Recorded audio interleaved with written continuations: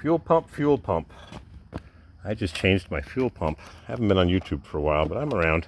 I was driving this '07 Escalade. It's the newer generation with the big bug-eye headlights.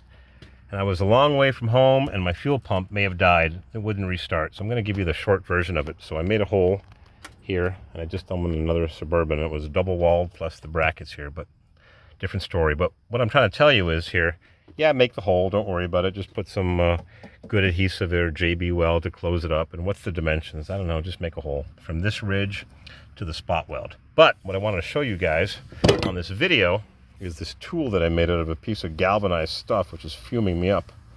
And you got a couple notches here, and I tried hammering them with a chisel so I could make some sparks and blow this thing up. But the problem is you're hitting against a plastic tank and it's flexing. So putting that ring on, I tried for half an hour, hammering it. So I made this apparatus. It's 7 1/4 across. You can make your own dimensions.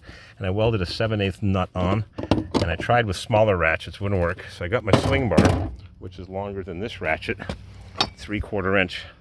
So I welded a big nut on that is 15/16 size. So I can use my bigger adapter bar. And I cranked on that baby, and you can't get 2 arms in here to hold this thing steady. It wants to tip over. So that's an ultra tight fit. That's what you need to put that fuel ring on your Suburban, Escalade, Yukon, Tahoe. This apparatus got to be tight fit. So you've got to have tools to make it work, and torches and tape measure and play around, and ding, it's on. Thanks for watching.